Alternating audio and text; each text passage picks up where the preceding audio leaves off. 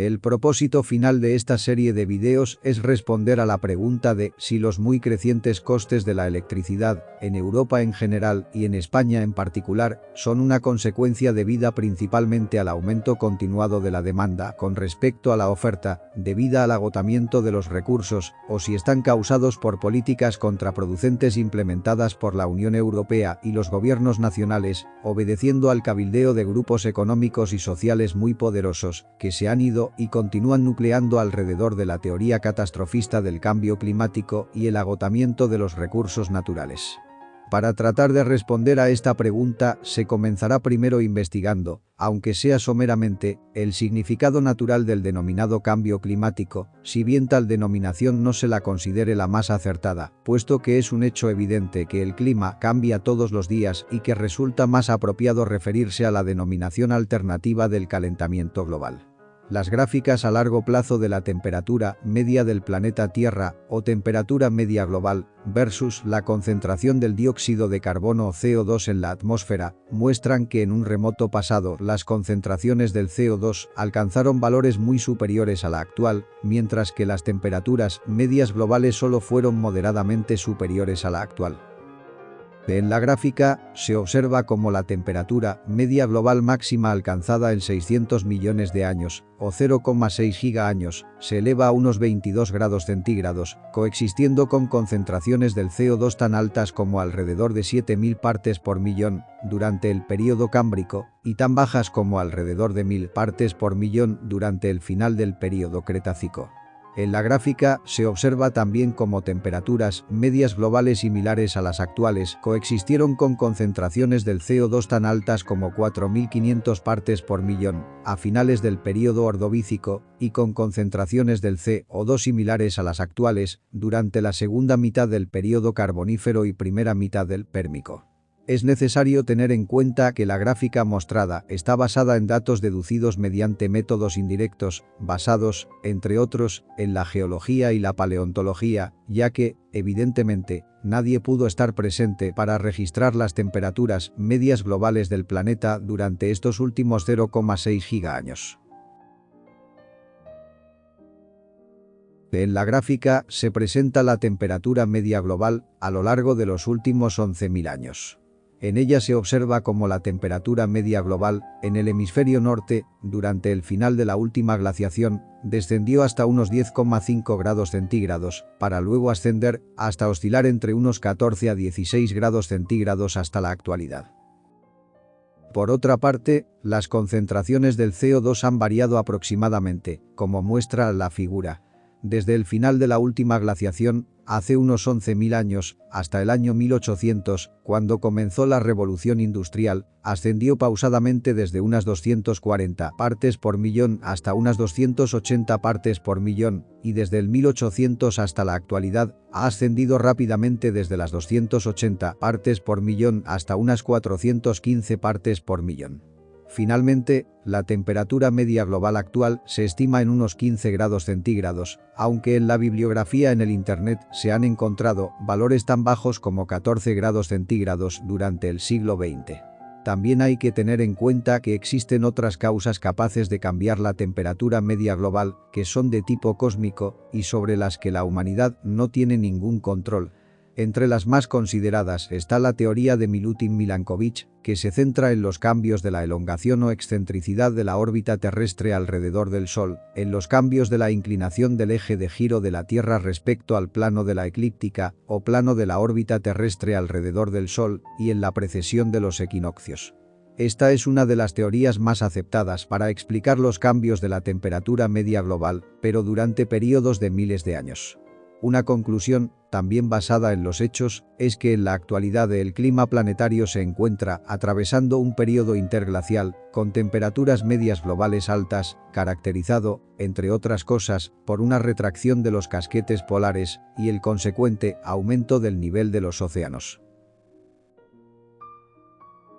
Según la teoría de Milankovitch, la excentricidad de la órbita de la Tierra alrededor del Sol cambia periódicamente a lo largo del tiempo, con un periodo de unos 100.000 años, con pequeñas variaciones cada 400.000 años. En la actualidad, la órbita terrestre es casi circular, o sea, con una excentricidad casi nula. Cuando la Tierra se encuentra lo más cerca del Sol, en el perihelio de su órbita, la radiación solar sobre la Tierra es máxima, y cuando la Tierra se encuentra lo más alejada del Sol, en el afelio de su órbita, la radiación solar sobre la Tierra es mínima. Durante los periodos de mínima excentricidad, la variación mínima máxima de la radiación solar sobre la Tierra oscila alrededor de solo un 6% anualmente. Durante los periodos de máxima excentricidad, la variación mínima máxima de la radiación solar sobre la Tierra oscila entre unos 20 a 30% anualmente. Estos cambios tienen una explicación compleja, ya que están ocasionados por la atracción gravitacional simultánea sobre la Tierra de varios cuerpos celestes.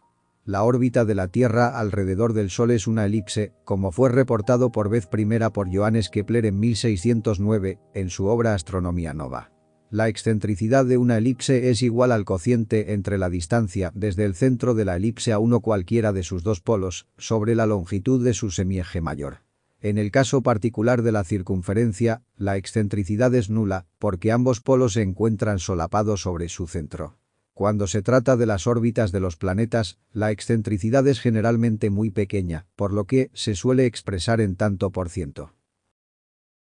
Según la teoría de Milankovitch, la inclinación del eje de giro de la Tierra respecto a la normal al plano de la eclíptica oscila periódicamente entre alrededor de unos 22,1 grados y unos 24,5 grados, con un período de unos 41.000 años. Actualmente, la inclinación es de unos 23,5 grados y está descendiendo. Durante los periodos de mínima inclinación, la irradiación de la Tierra por el Sol es más uniforme a lo largo del año, lo que se traduce en inviernos más suaves y húmedos, con acumulación de nieve y hielo en los casquetes polares, y veranos más suaves en los que los casquetes polares tienden menos a derretirse. Durante los periodos de máxima inclinación, la irradiación de la Tierra por el Sol es menos uniforme a lo largo del año, lo que se traduce en inviernos y veranos más rigurosos, ocasionando un clima más inclemente. Según la teoría de Milankovitch, el eje de rotación de la Tierra no permanece fijo, sino que describe un movimiento de cabeceo similar al de un trompo o peonza durante su giro. Este fenómeno, al ser percibido desde la Tierra, ocasiona la denominada precesión de los equinoccios caracterizada, entre otras cosas, por el cambio gradual de la estrella fija sobre el polo norte terrestre, entre la estrella polar, como ocurre actualmente, y la estrella Vega, como ocurrirá dentro de unos 13.000 años. El período del cabeceo del eje de rotación terrestre tiene una duración de unos 26.000 años. Este cabeceo del eje de rotación va cambiando lentamente las fechas de la ocurrencia de los solsticios de verano y de invierno, y de los equinoccios de primavera y de otoño. Cuando la órbita terrestre tiene pequeña excentricidad, como actualmente, estos cambios de las fechas de las estaciones tienen pequeña importancia sobre el clima de ambos hemisferios, pero cuando se combinen con órbitas de gran excentricidad, producirán severas diferencias entre las estaciones de ambos hemisferios. Por ejemplo, si la órbita tiene mucha excentricidad y simultáneamente, el solsticio de verano en el hemisferio norte ocurre cuando la Tierra esté más cercana al Sol, provocará veranos muy severos en el norte mientras que inviernos suaves en el sur, y si el solsticio de invierno en el hemisferio norte ocurre cuando la Tierra esté más alejada del Sol, provocará inviernos muy severos en el norte mientras que veranos suaves en el sur. Actualmente los inviernos en el hemisferio sur son considerados más severos que en el norte, y ello está sustentado, por ejemplo, en que el casquete polar antártico es mayor que el ártico, y que las temperaturas mínimas registradas en el planeta lo han sido en la Antártida. La interacción en el tiempo de estos tres parámetros de la teoría de Milankovitch tiene una compleja influencia sobre el clima terrestre a lo largo de periodos geológicos de decenas de miles de años. Actualmente la teoría de Milankovitch está bastante bien aceptada entre la comunidad científica, al haber sido capaz de explicar racionalmente, entre otras cosas, el porqué de la ocurrencia de los períodos glaciares e interglaciares en el clima terrestre durante el Cuaternario. Finalmente, la idea de que los cambios de luminosidad solar tengan relación causa-efecto sobre el presente calentamiento global no goza actualmente de mucha popularidad entre la comunidad científica. Ello es debido, según los científicos, a que los cambios, tal como ocurren actualmente, son de periodos demasiado cortos y de magnitudes demasiado pequeñas como para poder alterar significativamente al clima terrestre. También se sabe, a través de la astrofísica estelar, que el Sol se encuentra ahora en el medio de su período de vida estable, durante el cual está aumentando muy lentamente de luminosidad. Por lo tanto, puede deducirse que durante el período cámbrico, contemplado en la primera figura de este video, irradiaba menos a la Tierra de lo que lo está haciendo actualmente. Si, pese a esta menor irradiación, las temperaturas medias globales cámbricas se considera que fueron mayores que las actuales, puede explicarse, al menos en parte, debido al mayor efecto invernadero que tenía la atmósfera en aquel entonces. Ello es consistente con unas concentraciones del CO2 mucho mayores que las actuales. Por otra parte, el registro fósil muestra que durante este periodo se produjo la denominada explosión cámbrica, caracterizada por la aparición repentina y la rápida diversificación, desde un punto de vista geológico, de los organismos macroscópicos multicelulares complejos, correspondientes a los miembros originarios de muchos filos de metazoos o animales multicelulares actuales. Es decir, durante este periodo de mayor efecto invernadero y mayores concentraciones del CO2 que las actuales, la vida en el planeta no sufrió ninguna catástrofe, sino todo lo contrario. Ello es consistente con la idea de que el CO2 atmosférico es necesario para el mantenimiento de la vida en el planeta al ser, junto con la luz solar y el agua, participante fundamental de la fotosíntesis de los vegetales marinos y terrestres, que crean la gran mayoría de la materia orgánica, a partir de la inorgánica, que alimenta a casi la totalidad de los organismos no autótrofos del mundo, incluidos a los humanos. En contraposición con lo anterior, los promotores de la teoría catastrofista del cambio climático se apoyan en datos de muy corto plazo a nivel planetario y a través de las siguientes vías argumentales principales. Primera. Desde que comenzó la era industrial, a finales del siglo XVIII, la humanidad ha estado incrementando drásticamente el consumo de combustibles fósiles, comenzando primeramente por el carbón y continuando por los derivados del petróleo y el, actualmente muy en boga, gas natural. Segunda. Este consumo creciente de combustibles fósiles está aumentando la concentración del CO2 atmosférico, desde unos valores preindustriales en torno a las 265 partes por millón o de 0,0265% hasta unos valores actuales en torno a las 415 partes por millón y creciendo. Tercera. El CO2 es un gas denominado de efecto invernadero, debido a que, si bien es relativamente transparente a la radiación de onda corta ultravioleta y visible proveniente del Sol, es relativamente opaco a la radiación infrarroja de vuelta al espacio desde la superficie terrestre. Esto provoca que se acumule calor en la atmósfera y, por ende, la temperatura media global aumente. Hay que tener en cuenta que en la atmósfera existen otros gases con efectos invernaderos más potentes que el del CO2. Uno de ellos es el vapor de agua y otro es el metano. El metano tiene una vida media corta en la atmósfera de aproximadamente 12 años, pero aún así, algunos de los promotores de la teoría catastrofista del cambio climático lo están empleando para abogar por la reducción drástica del consumo de carne y otros alimentos de origen animal, al ser el metano un subproducto de la digestión del ganado que lo libera a la atmósfera en forma de flatulencias. Se considera que de todo el efecto invernadero, aproximadamente el 75% es causado por el agua atmosférica, 50% por el vapor y 25% por las nubes, el 20% por el CO2 y el 5% restante por otros gases menos abundantes, entre los que está el metano. Es curioso que los promotores del calentamiento global antropogénico otorguen tantísima relevancia al CO2 y bastante al metano, mientras que obvíen al agua atmosférica, con mucho, el más importante de los tres. Tal vez sea porque el agua atmosférica es también aquella cuyos efectos son menos comprendidos y difíciles de modelar, al contribuir no solo en su fase de vapor, sino también en sus fases líquida y sólida, como componentes fundamentales de las nubes, y cuya distribución global es extremadamente variable, cambiante y compleja. Se tiende a decir, sin mucha convicción, que las nubes bajas contribuyen a reflejar más energía solar de la que atrapan sobre la Tierra y, por tanto, tienen un efecto mitigante sobre el efecto invernadero, mientras que las nubes altas, como los cirros y las estelas de condensación creadas por los motores de los aviones, tienen el efecto contrario. Además hay otros gases, como los óxidos de azufre, con efectos mitigantes sobre el efecto invernadero, al igual que partículas atmosféricas tales como el polvo y la ceniza. Esto está sustentado por la experiencia, ya que las erupciones volcánicas, sobre todo las muy grandes, hacen bajar la temperatura media global hasta durante periodos de varios años.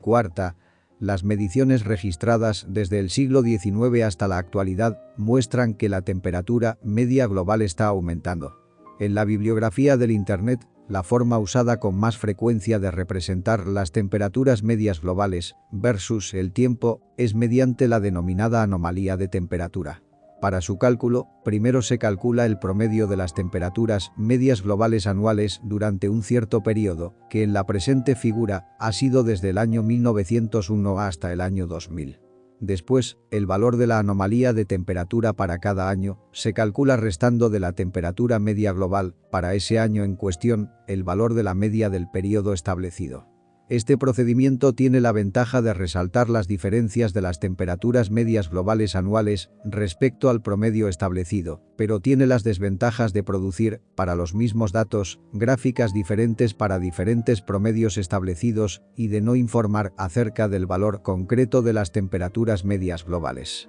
En la figura se ve cómo la anomalía se mantuvo negativa, indicando temperaturas medias globales menores que el promedio desde 1880 hasta aproximadamente 1936, para luego oscilar por arriba y por debajo hasta aproximadamente 1978, para finalmente superar al promedio de manera creciente hasta el año 2010. En esta otra figura se muestran los valores de la anomalía entre 1890 y 2020 para un promedio establecido entre 1981 y 2010. La gráfica muestra, además, una regresión lineal creciente con una pendiente de 0,74 grados centígrados por siglo. Aunque las regresiones lineales son adecuadas para hacer interpolaciones entre los datos, resultan inadecuadas y no deben de usarse para hacer extrapolaciones por fuera del rango de los datos. Extrapolando, podría pronosticarse que si la temperatura media global del 2020 hubiera sido de 15 grados centígrados, cosa que la gráfica no permite ni afirmarlo ni rechazarlo, entonces la temperatura media global para el año 2100 sería de 15 más 0,592, o sea, igual a 15,592 grados centígrados, cercana al máximo del rango mostrado en la gráfica de los últimos 11.000 años, y correspondiente con el primer óptimo climático del Holoceno, comprendido entre, aproximadamente, 8.000 y 6.000 años antes de la actualidad.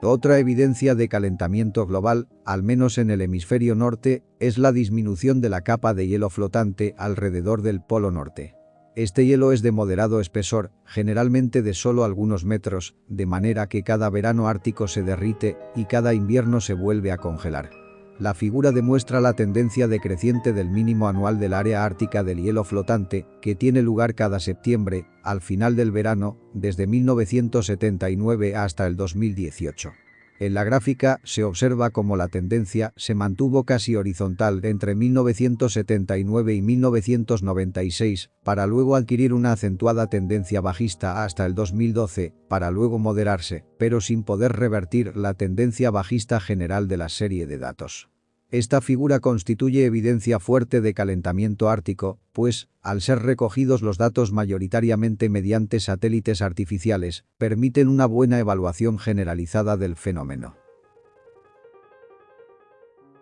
Una señal de la aceptación generalizada de estos datos es la creciente rivalidad e interés de las naciones limítrofes del Océano Ártico, sobre todo Rusia y USA, por lograr ventajas territoriales y estratégicas en la región, frente a sus rivales, en vista de la hora previsible deshielo del Océano Ártico, que permitirá la explotación de los yacimientos minerales que contenga y el uso y control de las nuevas rutas de navegación que se abrirán. Un caso notable es el de la República Popular China, que se ha inmiscuido en la refriega con la excusa de que la apertura del llamado Paso del Noroeste le permitirá a sus cargueros llegar desde el Océano Pacífico a las costas orientales de Norteamérica, sin pasar por el Canal de Panamá o mediante la ruta del Mar del Norte, llegar a las costas occidentales de Europa sin atravesar el Canal de Suez, ahorrando costos y tiempos de travesía. Quinta. Los promotores de la teoría catastrofista del cambio climático advierten que si el incremento de la temperatura media global llega a superar unos 2 grados centígrados respecto a la existente en la época preindustrial y, sobre todo, si se llega a los 2,7 pronosticados en el último informe del IPCC de la ONU del 2021, para finales del siglo XXI, se pondrán en marcha ciertos procesos de realimentación que potenciarán y acelerarán drásticamente el incremento de la temperatura media global. Para evitarlo, según el IPCC, habrá que reducir la emisión humana de CO2 a la mitad de la actual para el 2030 y a cero, nada menos, para el 2050. Uno de estos procesos sería el derretimiento de los casquetes polares, reduciendo así el albedo del planeta, creado por las superficies cubiertas de hielo y nieve blancas y muy reflectantes de la luz solar, al ser sustituidas por superficies terrestres y marinas más oscuras y menos reflectantes. Otro de los procesos sería el derretimiento del denominado permafrost, y que es agua congelada en el subsuelo de las tundras alrededor de los polos. Este agua contiene metano congelado. Luego, si el permafrost llegara a derretirse, el metano que contiene sería liberado en inmensas cantidades a la atmósfera, con consecuencias que convertirían en insignificantes las actuales flatulencias del ganado. Después de esta exposición, no exhaustiva, de datos y argumentos en contra y en favor de un calentamiento global creado por la humanidad, se procederá a un somero análisis crítico de la teoría catastrofista del cambio climático. Primero, la evidencia empírica recogida muestra que actualmente el planeta Tierra se encuentra atravesando un periodo de incremento de las temperaturas medias globales, con una tasa de crecimiento entre unos 0,7 y 0,8 grados centígrados por siglo, que se considera razonable denominar como de calentamiento global. La bibliografía del Internet tiende a afirmar que este calentamiento global comenzó hacia 1850, al final de la denominada Pequeña Edad de Hielo, que se extendió entre el comienzo del siglo XIV y mediados del siglo XIX, con sus altibajos intermedios. En conclusión, se puede afirmar que el calentamiento global es actual y es real. Segundo, la evidencia empírica recogida muestra que actualmente las concentraciones atmosféricas del CO2 están aumentando, describiendo una gráfica lisa y de pendiente acentuada, casi carente de los avances y retrocesos locales de la temperatura media global, como se observa en la figura. En conclusión, se puede afirmar que el aumento de la concentración del CO2 atmosférico es actual y es real. Tercero, la evidencia empírica recogida muestra que actualmente la superficie del océano Ártico cubierta de hielo flotante está disminuyendo. Por esta causa, las rivalidades geopolíticas entre las naciones que lo bordean, Rusia, USA, Canadá, Noruega y Dinamarca, están aumentando, en previsión de la futura explotación de los yacimientos minerales que contenga y del uso y el control de las nuevas rutas de navegación que se abrirían. En conclusión, se puede afirmar que el calentamiento del Ártico es actual y es real. Cuarto, los glaciares continentales, particularmente los europeos y los africanos, están retrayéndose al menos desde el siglo XIX, lo cual demuestra un aumento de la temperatura media continental en esas regiones. En conclusión, se puede afirmar que el calentamiento continental, particularmente de Europa y África, es actual y es real. Quinto, la correlación calculada en la figura, mediante el coeficiente de determinación R, entre la temperatura media global y la concentración del CO2, es positiva, con R cuadrado igual a 0,8416, pero no es alta, al ser R cuadrado menor que 0,9.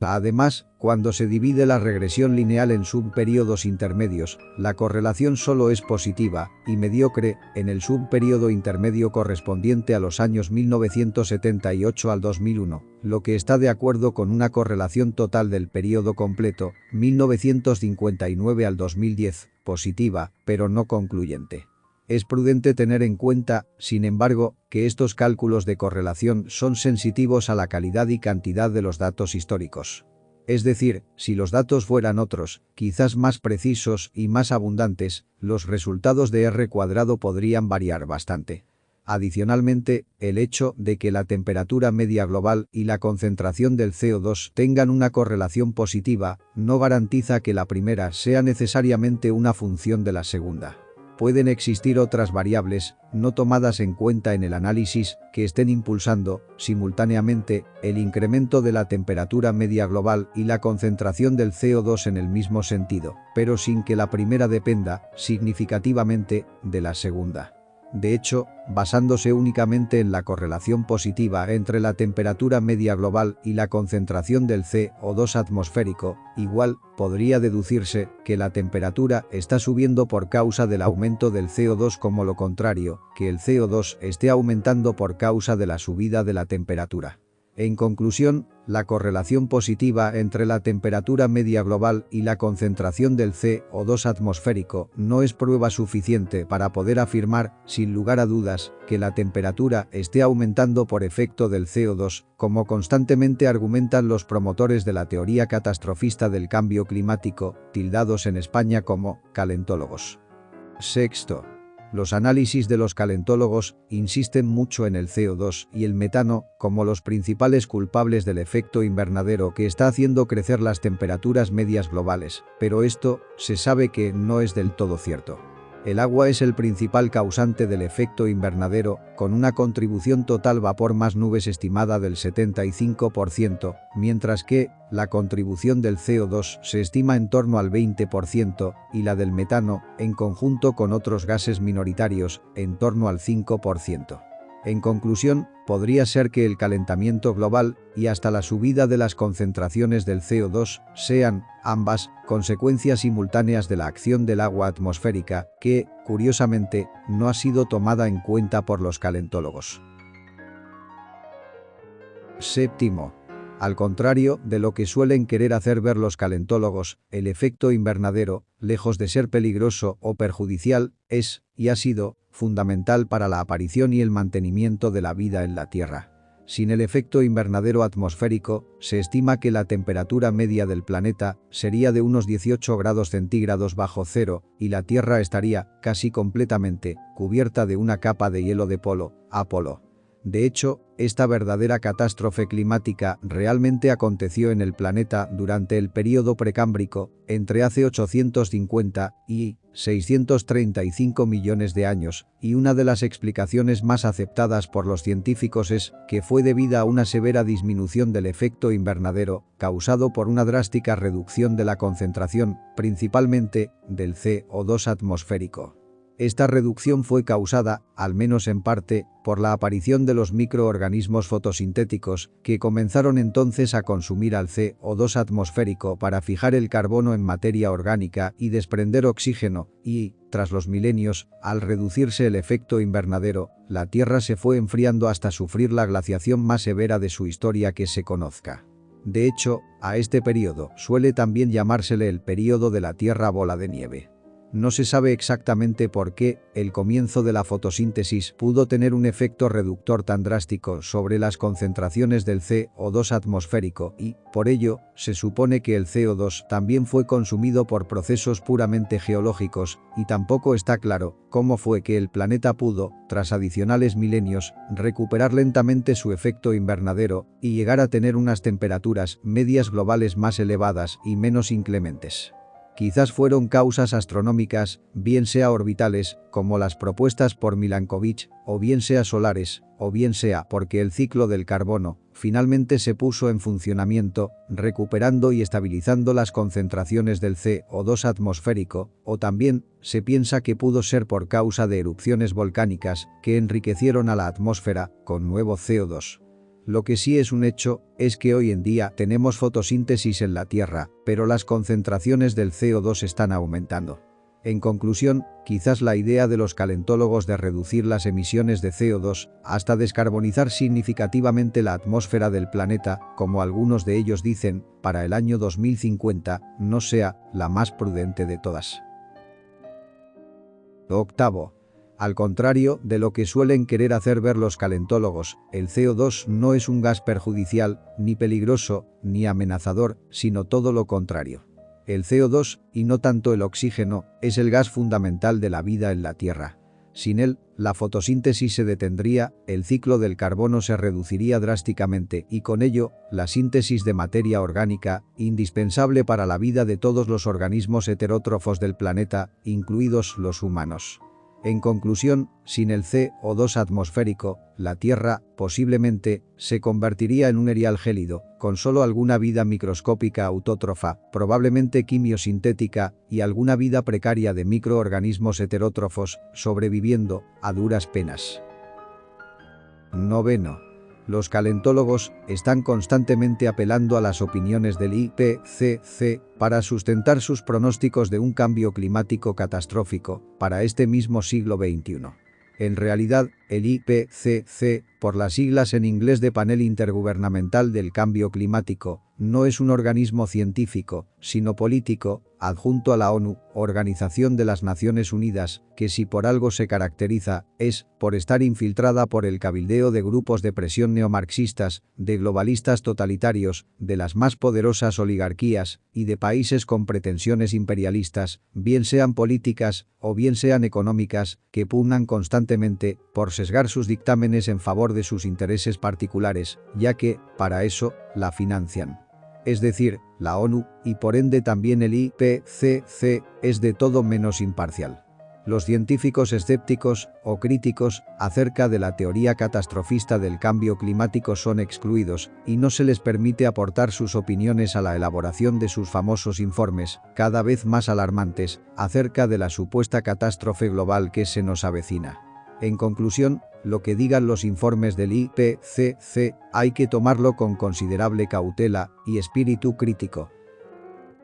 Décimo. Los calentólogos, en lugar de aprovechar las reuniones ex profeso, organizadas por la ONU para presentar sus argumentos al gran público de una manera persuasiva y sobria, mediante expositores con prestigio científico, y usando argumentos bien estructurados, han preferido traer adolescentes ignorantes y perturbadas psicológicamente, a declamar peroratas emocionales, redactadas para culpar a la audiencia de su irresponsabilidad y su negligencia ante la catástrofe climático-ambiental en desarrollo, y tratar de generarle sentimientos compuestos de sensiblería, de culpabilidad y de lástima. En conclusión, generalmente, el mensaje de los calentólogos al mundo no parece estar pensado para convencer a la gente racional e informada acerca de nada demostrable y comprobable, sino para excitar en las masas emociones irracionales y turbulentas como la confusión, el miedo, la frustración, la rabia, etc.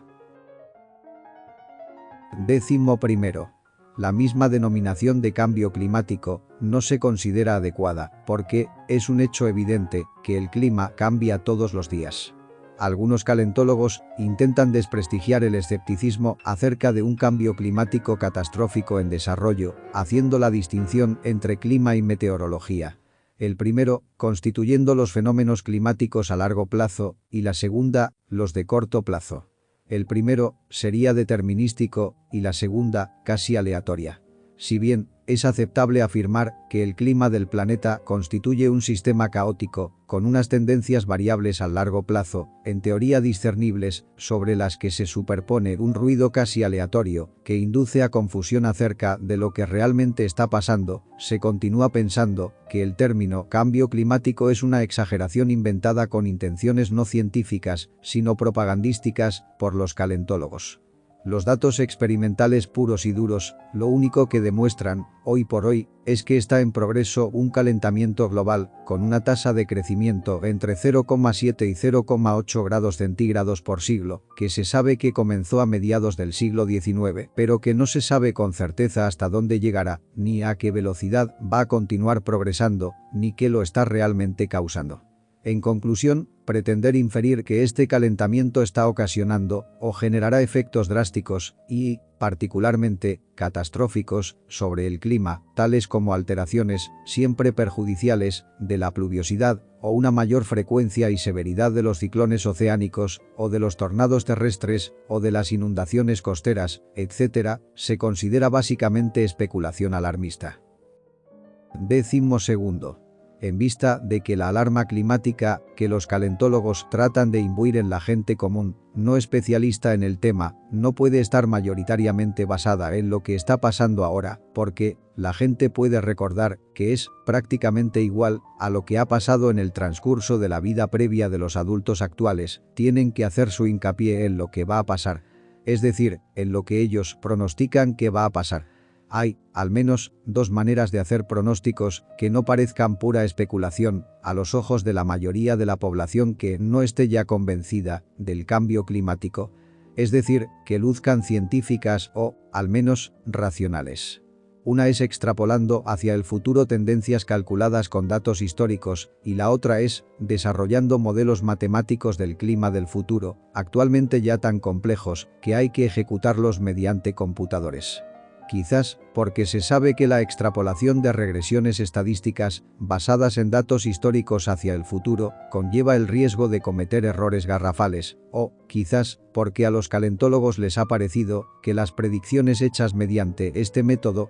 no son lo suficientemente catastróficas como para impresionar lo suficiente a la población, no las han empleado ni las emplean mucho. Ellos prefieren los modelos climáticos, mientras más complicados mejor, mientras más potentes los computadores requeridos para ejecutarlos, mucho mejor. Así han constatado que están siendo capaces de convencer mejor a una porción de la población, y lo que más les interesa realmente, a los políticos de los gobiernos de esas poblaciones, de que su pseudociencia tecnológica es verdadera y que sus profecías climáticas catastrofistas hay que tomárselas muy en serio, por aquello de que los computadores no se equivocan. Resulta que el clima o el tiempo meteorológico es un sistema caótico. En estadística, un sistema caótico no significa una especie de merienda de chiflados, sin pies ni cabeza. Significa uno cuyo comportamiento temporal futuro es extremadamente sensible a las condiciones iniciales. Es decir, que unas pequeñas variaciones en las condiciones iniciales, antes del estudio, son capaces de producir muy grandes variaciones, no proporcionales o, dicho en lenguaje técnico, no lineales, en las condiciones finales, después del estudio, y que, a mayor tiempo transcurrido entre el instante inicial y el final, mayor es la incertidumbre acerca de cómo serán esas condiciones futuras.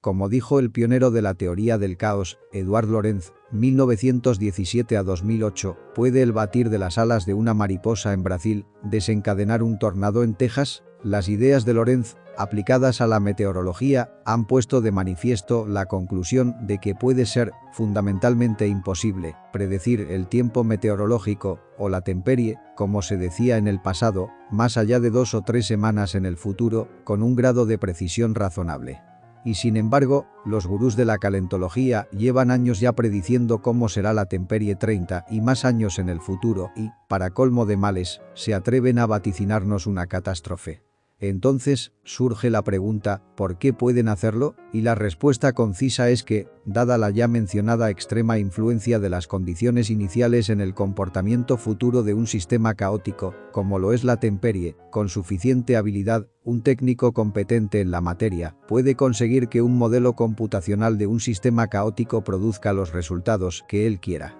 En conclusión, aunque no sea fácil, es posible conseguir que un modelo computacional caótico produzca los resultados que a uno le den la gana. 13. Los calentólogos han preparado una teoría catastrofista del cambio climático, a la carta. Las consecuencias son siempre negativas, pero varían de región en región, según sean las idiosincrasias locales. Por ejemplo, a los sureuropeos y norteafricanos les vaticinan escasez de lluvias, desertificación y olas de calor asfixiantes durante los veranos. A los centroeuropeos les vaticinan lluvias torrenciales e inundaciones desastrosas. A los caribeños les pronostican huracanes cada vez más abundantes y violentos. A los habitantes centrales de Norteamérica les vaticinan tornados cada vez más destructivos. A los bengalíes y a los isleños les pronostican inundaciones por causa del rápido aumento del nivel de los océanos y, para no arriesgarse a fallar, ni por casualidad, se han atrevido a elucubrar intrincadas teorías de cambio de las corrientes cálidas en el Atlántico, para pronosticarle a los norte europeos inviernos más fríos, más nevosos, más tormentosos y más inclementes, y esto, nada menos que en medio de un proceso de calentamiento global comprobable empíricamente. En conclusión, pase lo que pase en el futuro, a los calentólogos nunca le van a faltar supuestos argumentos para espetarnos, ¿lo ven?, tal como les habíamos advertido. 14. Mientras la controversia entre los calentólogos y los escépticos o negacionistas, como son tachados, cada vez más, por los medios de comunicación de masa serviles al poder político y económico progre, se mantuviera dentro de unos ámbitos científicos, o siquiera, académicos, la mayoría de la población podría, al menos, continuar bregando con sus problemas del día a día, que no son pocos, sin mayor interferencia. Pero, desgraciadamente, no es así. Los calentólogos están consiguiendo convencer a grupos económicos y sociales muy poderosos que se han ido y continúan nucleando alrededor de la teoría catastrofista del cambio climático y que, a su vez, están llevando a cabo un cabildeo muy efectivo para convencer a los políticos occidentales y de la Unión Europea y de España en favor de su causa catastrofista. Y esta situación sí que de veras representa una amenaza para el futuro del progreso y del relativo bienestar de la población de estas regiones.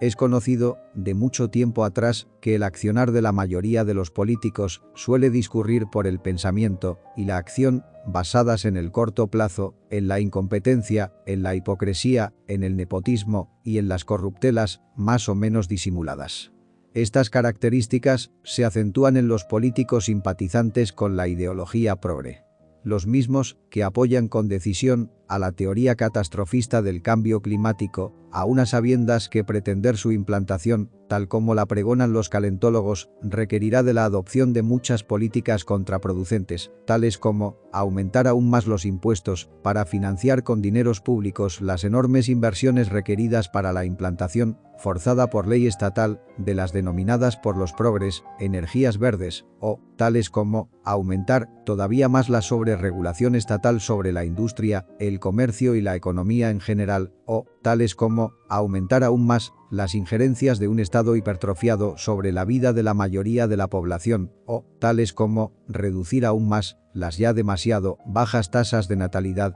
y otras más que sería prolijo enumerar aquí. Inevitablemente, estas políticas tendrán un efecto negativo sobre el desarrollo, la prosperidad, la competitividad y en general el bienestar económico y social de las poblaciones sobre las que se apliquen en beneficio y ventaja de nuestros competidores, tales como la República Popular China totalitaria y la India pseudo-democrática, que la sigue, pisándole los talones, y juegan al juego geopolítico mundial para ganarlo y no para suicidarse, como parece querer hacer Occidente en general, Europa y España también. Resulta desconcertante, por decirlo educadamente, ver cómo los políticos progres y los calentólogos organizan fastuosas reuniones, financiadas mayoritariamente con dineros públicos y de las oligarquías progres hipermillonarias, para debatir sobre lo que ellos califican una catástrofe climática cada vez más inminente, basándose, sobre todo, y poco más, que modelos climáticos computacionales muy sofisticados y adecuadamente trucados, para que pronostiquen lo que sus programadores decidan y para que, una vez finalizadas dichas reuniones, esos políticos y sus asociados regresen a sus lugares de origen en jets privados. En conclusión, la teoría catastrofista del cambio climático ha sido concebida, principalmente, para favorecer los intereses profesionales y económicos de una minoría poderosa e inteligentemente bien organizada, en contra de una mayoría aborregada e intimidada que les deja actuar, aunque lo sea en perjuicio de la gran mayoría. 15. Pese a toda la suspicacia y el rechazo que nos puedan producir los calentólogos y su teoría del cambio climático catastrofista, hay, al menos, un aspecto en el que consideramos que su existencia puede tener un efecto positivo sobre nuestra civilización occidental y que es la advertencia de que es preciso que reduzcamos progresivamente la contaminación y la degradación de nuestro ambiente a causa de la ineficiencia de nuestros procesos en general y de nuestra consiguiente tendencia a consumir demasiados recursos y a producir demasiados desperdicios. No resulta conveniente ni prudente, con vistas a un bienestar futuro continuado y aumentado, maltratar y deteriorar la casa que nos vio nacer y donde podremos vivir y prosperar durante los milenios futuros, con la condición de que la cuidemos adecuadamente. La clave para conseguir este objetivo deseable está en el continuo desarrollo de nuestra tecnología para aumentar la eficiencia de nuestros procesos en general y acotar, o mejor aún, reducir nuestro consumo de recursos naturales y nuestra generación de desperdicios. Es decir, aprender a conseguir mayores y mejores resultados empleando menos recursos, o sea, a vivir mejor con menos. Es en esta ambición, saludable y humana, de querer vivir mejor, donde nuestra filosofía difiere diametralmente con la de los calentólogos catastrofistas y sus aliados los políticos progres, que lo que parecen pretender es intimidarnos para dominarnos y luego obligarnos a que nos conformemos con vivir peor y con menos, con la sola promesa de evitar una hipotética catástrofe ambiental para finales de este mismo siglo, nada menos, de la cual somos escépticos y estamos lejos de estar convencidos. Es precisamente esta urgencia creciente de los calentólogos lo que más aumenta nuestro escepticismo y nos inclina a pensar que su verdadero objetivo no es salvar al planeta de ninguna catástrofe, sino querer vivir cada vez con mayor opulencia, como una minoría privilegiada, una especie de nueva aristocracia, a costa de perjudicar a una mayoría plebeya sometida a su poder. Situaciones como estas ya ocurrieron en la antigüedad, en la denominada Edad Media, durante el auge de las monarquías absolutistas, durante el apogeo del comunismo, etc. No sería, pues, nada nuevo en la historia de la humanidad. ¿Y cómo podremos aprender a vivir mejor con menos? Pues, mediante la aplicación de la ciencia, para comprender mejor y más profundamente cómo funciona el planeta, y mediante la aplicación de la tecnología, para poner a trabajar este conocimiento mejorado a nuestro favor. Este camino conduce a la esperanza y a la prosperidad y al progreso. El del catastrofismo conduce a la desesperación, el empobrecimiento y la decadencia. No podemos olvidarnos del hecho, puro y duro, de que al equipo que no mete goles, se los acaban metiendo. En conclusión, no a los políticos progres hipócritas, no a los agoreros catastrofistas, no a los científicos sociales, no a las ideologías totalitarias, no a la sumisión, no a la decadencia, no al miedo, y sí a los científicos verdaderos, sí a los tecnólogos progresistas, en el genuino sentido de la palabra, sí a los emprendedores visionarios, sí a la economía desregularizada, sí al sentido común, sí a la honestidad, sí a la prosperidad, sí a la libertad y sí a la esperanza.